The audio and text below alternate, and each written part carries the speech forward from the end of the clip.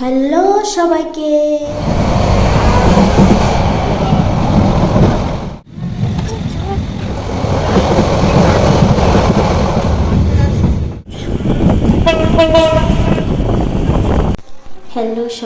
তো রাত 4টার দিকে উঠে পড়েছিলাম এবং রেডি হয়ে পড়েছিলাম সবাই মিলে একসাথে ট্রেন ভ্রমণ করব। তো এখানে আমাদের অটোটি চলে এসেছিল। এখন অটোতে আমাদের রেল স্টেশনে পৌঁছে দেবে, কমলাপুর রেল স্টেশন। তো আমরা কিন্তু কমলাপুর রেল স্টেশনে যাওয়ার আগে আমাদের একটি ঝামেলা হয়েছিল পথে। হচ্ছে ওই যে অটোওয়ালা ছিল উনি হচ্ছে ভুল স্টেশনে আমাদের নামিয়ে দিয়েছিল। বিমানবন্দরের ওইখানে একটা রেল স্টেশন ছিল, ওইখানে নামিয়ে দিয়েছিল। অনেক ঝামেলা হয়েছিল ওখান থেকে। এক পর্যায়ে অটোওয়ালার সাথে আমার ভাইয়ের অনেক গ্যাঞ্জাম হয়ে গিয়েছিল। তারপরে আমরা অন্য একটি সিএনজিতে করে অনেক তাড়াতাড়ি ছুটে আসলাম।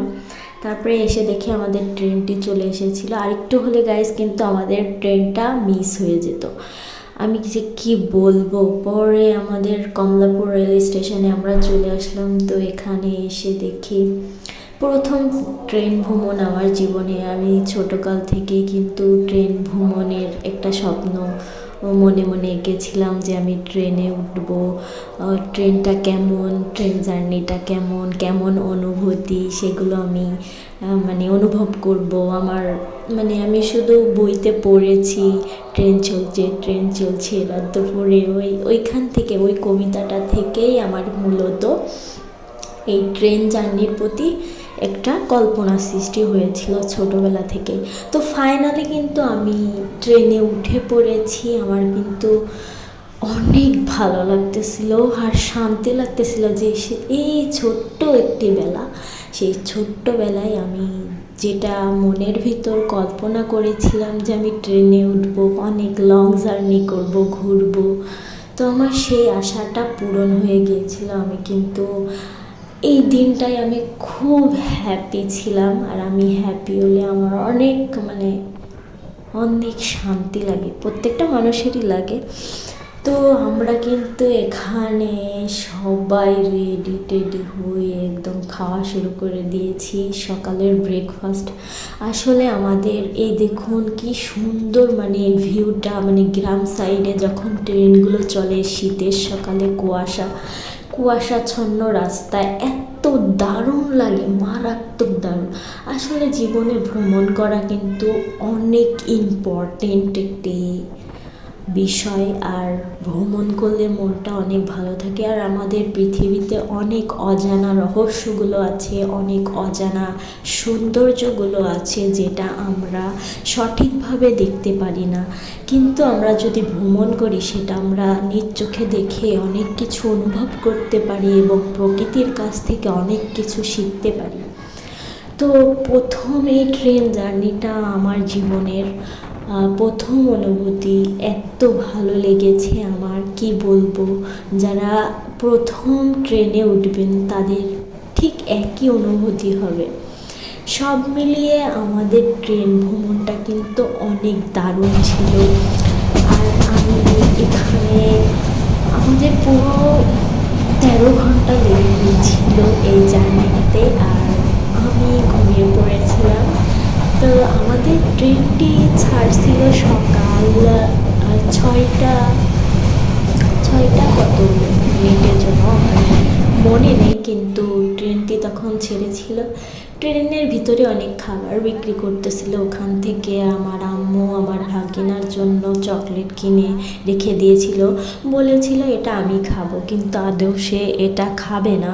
সে এই দুষ্টু বাদর খাওয়ানোর জন্য মেনলি কিনেছে। আসলে এগুলো খাওয়া বাচ্চাদের ঠিক না।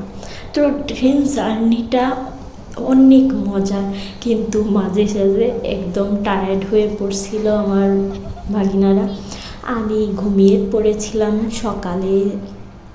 তারপরে আমি উঠে দেখি সাড়ে 8টা বাজে তখন। তারপরে উঠে আমি একটু চুলটা বিরাশ করে নিলাম। তো চুল কিন্তু এলোমেলো হয়ে যাচ্ছিলো। আর যেহেতু ট্রেনে জানলা খোলা ছিল আর বাতাস, সুন্দর বাতাস আসতেছিল, অনেক ভালো লাগছিল। কিন্তু বাতাসের সাথেও অনেকগুলা রাস্তা আছে যেগুলা মানে ধুলোবালি, অনেক বেশি ধুলোবালি থাকে ওই রাস্তাগুলা থেকে। এত প্রচুর পরিমাণে ধুলা, মানে গার ভিতরে এসে একদম পুরা ড্রেস ভরে যাচ্ছিল আর চুলগুলো মানে বালুতে ভরে যাচ্ছিল। পরে আমি ব্রাশ করে নিলাম। পরে এখানে যখন আমরা একটু গ্রামের সাইডে চলে আসি তখন এখানে একটু ধুলাবালি কম ছিল আর এই দৃশ্যটা আমার মন ছুঁয়ে যায়। কখনো পাহাড়, কখনো পাহাড়ি মানুষগুলা এই দিক থেকে যাচ্ছিল আর ট্রেন লাইনের দৃশ্যগুলো অদ্ভুত রকমের সুন্দর। ওই যে দেখা যাচ্ছে উঁচু উঁচু পাহাড়, পাহাড়ের এই বিশাল উচ্চতা দেখে আমি খুবই মুগ্ধ, আমার খুবই ভালো লেগেছে। পাহাড়গুলো আমার মন ছুঁয়ে নিয়েছে। আমি মানে কি বলবো, এই জার্নিতে আমার সব থেকে ভালো লেগেছে এই ট্রেনে বসে নদী, পাহাড়, আকাশ, রেলপথ, রেল লাইনের সেই লাইটগুলা, রেল লাইনের সেই একটা আওয়াজ করে প্যা প্যা, ওই আওয়াজটা আমার খুব ভালো লেগেছে। তারপরে ঝিকঝিক ঝিকঝিক একটা ব্যাপার থাকে, ওইটাও অনেক ভালো লেগেছে। আর এখানে একটি সুন্দর মসজিদও দেখতে পেয়েছিলাম। তারপরে আবারও ট্রেনটি থামার নাম নেই, তো আমাদের এখানে 13 ঘন্টা লেগে গিয়েছিল। খুবই এনজয় করেছিলাম। তারপরে আমরা এই স্টেশনে আসলাম, চট্টগ্রাম স্টেশন। তো চট্টগ্রাম স্টেশনে এসে রেলগাড়িটি অনেকক্ষণ থেমেছিল এবং কেন থেমেছিল সেটা কিন্তু আপনাদেরকে আমি এই ভিডিওতেই বলে দেবো। আর ট্রেনে নেমেই আমি এক কাপ চা খেয়ে নিলাম। সত্যি কথা বলতে কি, এই ট্রেনের চাটি আমার একটু ভালো লাগেনি। ট্রেনের ভিতরের চা না, এটা স্টেশনে কিছু লোক আছে তারা বিক্রি করে, তো তাদের কাছ থেকেই নেওয়া ছিল। একটু ভালো না, একদমই বাজে। তারপরে আমরা চট্টগ্রামে এসে পাহাড়, ছোট ছোট কি বলে এগুলা, বিল না ঝিল আমি জানি না, তো ওইগুলা দেখলাম, অনেক ভালো লাগছিল। তারপরে ট্রেনটি ছেড়ে দিল, কিন্তু ট্রেনটি ওখানে অনেকক্ষণ, প্রায় 1 ঘন্টা মতো ওখানে দাঁড়িয়েছিল। আসলে ট্রেনের ইঞ্জিনটি নষ্ট হয়ে গিয়েছিল, আমি ভাবতে পারছি না কিভাবে নষ্ট হলো। পরে তারা আমাদেরকে একদম, ট্রেনটি এত মানে যাওয়ার সময় অনেক প্যারা দিছে আমাদেরকে। আরও 1 ঘন্টা মতো স্টেশনে ছিলাম। এদিকে জার্নি করতে করতে আমাদের অবস্থা একদম শেষ হয়ে গিয়েছিল। তারপরে ট্রেনটি ঠিক হলো, দেন ট্রেনটি স্টার্ট করলো। তারপরে সুন্দর সুন্দর ভিউ আবার দেখতে পেলাম, অনেক সুন্দর পাহাড়, অনেক কিছু। এই মানুষগুলাও অনেক কেমন জানি না, বাট দূর থেকে ভালোই তো হাই দিচ্ছিল আমাদেরকে। ট্রেনের নিচে যারা দাঁড়িয়ে ছিল তারা গ্রামের ভিতরে আমাদেরকে এরকম হাত নাড়িয়ে বলতেছিল হাই, এরকম বলতেছিল, আমরাও বলতেছিলাম হাই। ভালোই মজা হয়েছে। আর পাহাড়গুলা দেখছেন গাইজ, আমার কিন্তু পাহাড়ের উপর একটু বেশি ভালো লাগা আছে। তো আমি ট্রেনে উঠে অনেক কিছুই দেখেছি আর এই আকাশগুলা দেখতেও অনেক ভালো লাগে আর চারিপাশে সবুজ গাছপালা অনেক মনোমুগ্ধকর ছিল। এত ঘন্টা ট্রেন জার্নি করতে করতে প্রায় ক্লান্ত। আমি তো একবার শুয়ে পড়ছি, একবার বসে পড়ছি, একবার দাঁড়িয়ে পড়ছি, একবার হেঁটে হেঁটে যাচ্ছি, একবার কি বলবো, আমি যে কি করব আমার নিজেরই মাথায় কিছুই নেই। তো আমরা একটি টানেলের ভিতর দিয়ে এখন যাচ্ছি, একদম নিচ দিয়ে। তারপরে আমরা বেরিয়ে পড়লাম টানেল থেকে। তারপরেই দেখতে পেলাম আবার সেই সুন্দর দৃশ্যগুলা। ট্রেনের এই সৌন্দর্য আসলেই অনেক মানুষকে মনোমুগ্ধ করবে আর অনেক ভালো লাগবে। ভ্রমণ মানেই নতুন কিছু দেখা, নতুন অনুভূতি আর অজানা গল্পের জন্ম। আর সেই ভ্রমণটা যদি হয় ট্রেনে, আনন্দটা তো আরও দ্বিগুণ বেড়ে যায়। ট্রেন ভ্রমণের আলাদা একটা মাধুর্য আছে, যা অন্য কোনো যানবাহন ঠিকভাবে পাওয়া যায় না। স্টেশনে পৌঁছাতে কানে ভেসে এলো ট্রেনের হুইসেল, চারিপাশে মানুষের কোলাহল। কেউ বন্ধুদের সঙ্গে ভ্রমণ করতে এসেছে, কেউ একা এসেছে, কেউ বা ফ্যামিলির সঙ্গে। আর যখন টিকিটটা নিয়ে ট্রেনে উঠলাম তখন মনে হলো নতুন একটা গল্পের শুরু হলো। এত ভালো লাগছিল, অনেক সুন্দর অনুভূতি। আমার জানালার পাশের সিটটা আমার ছিল। তো যখন ট্রেনটি ছাড়লো তখন কিন্তু একটার পর একটা দৃশ্য পাল্টাতে লাগলো। কোথাও নদী, কোথাও পাহাড়, কোথাও ঝর্ণা, কোথাও সুন্দর একটি মাঠ, কোথাও সবুজ ফসল, কোথাও হলুদ কালারের ফসল। অনেক সুন্দর, অনেক দারুণ লাগছিল। বাতাসের সঙ্গে সঙ্গে মনের ভিতরে যেন এক শান্তি নেমে এলো। অনেক সুন্দর ভালো লাগা কাজ করলো। পাশের সিটে বসে থাকা দুইটা কাপল ছিল, একটা ছিল একটু ওল্ড কাপল, একটা ছিল নিউলি ম্যারিড কাপল। তো তাদের সাথেই আমাদের ভ্রমণটা হলো। তো তাদের কথাবার্তা, বিহেভিয়ার দেখলাম। তো পাশের সিটে বসে থাকা কাপলদের মধ্যে ওল্ড কাপল, যাদের ছেলে মেয়ের বয়স 25 হয়ে গিয়েছে, পড়ালেখা করে ভার্সিটিতে, প্রায় শেষের দিকে। তো তারা গিয়েছিল, তাদের রোম্যান্টিক সিনগুলো দেখে আমাদের কিন্তু ভালোই লাগছিল, অনেক ভালো। তাদের আন্ডারস্ট্যান্ডিংটাও অনেক ভালো। আসলে মানুষের এমনই হওয়া উচিত, দুজনকে সাপোর্ট করা, যত্ন নেওয়া, এটাই মানুষ আশা করে। তারপরে আরও অনেক মানুষ এই বগি থেকে ওই বগি হাঁটা চলাফেরা করছে। তারপরে ট্রেনের ভিতর কিন্তু ট্রেন থেকে অনেক খাবার আসে যায়। খাবারগুলোর দাম সহনীয় মাত্রায় থাকে, অতটা হাই রেঞ্জের নয়, কিন্তু আপনারা খাবারগুলো কিন্তু দেখে শুনে খাবেন। আমার মনে হয় না যে ট্রেনের ভেতর থেকে কিনে খাওয়া ভালো।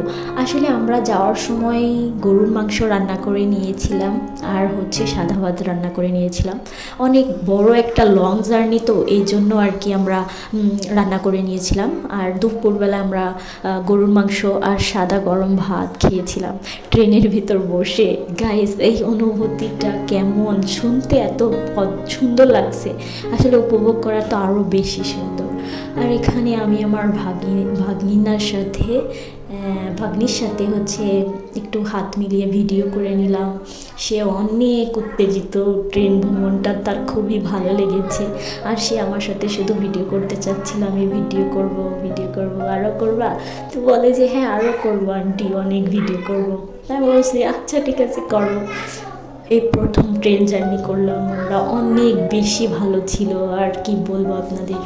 তা আমি যেটা বলতেছিলাম যে ট্রেনের ভিতর থেকে খাবার না কিনে আপনারা রান্না করে নিয়ে গেলে আপনাদের বেশি ভালো হবে, পেটটাও ভরবে, আরও ভালো খাবার খেতে পারবেন। আর ট্রেনের ভিতরে অত হেভি খাবার, ভারী খাবার আর কি দুপুরে পাওয়া যায় না।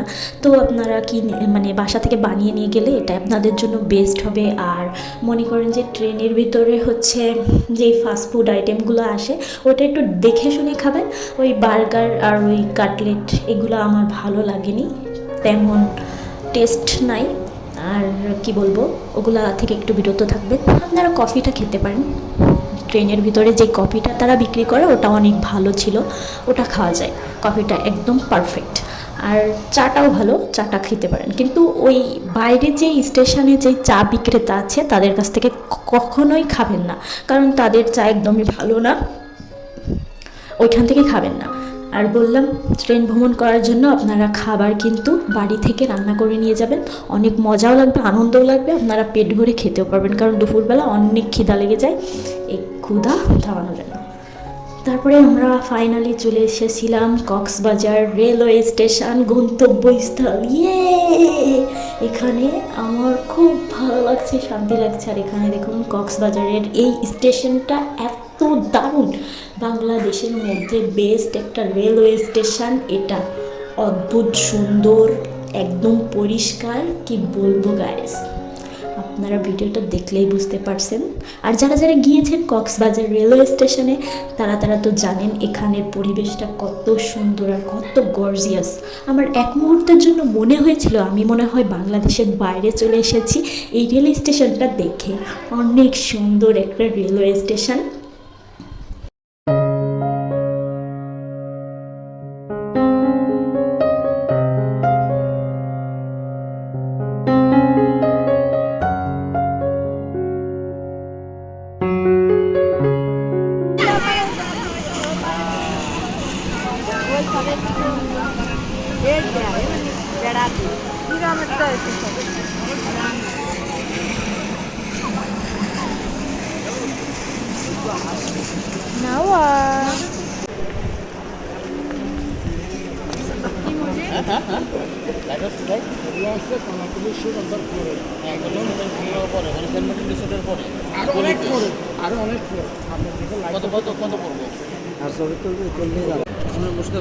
কতজন সিরিয়ালে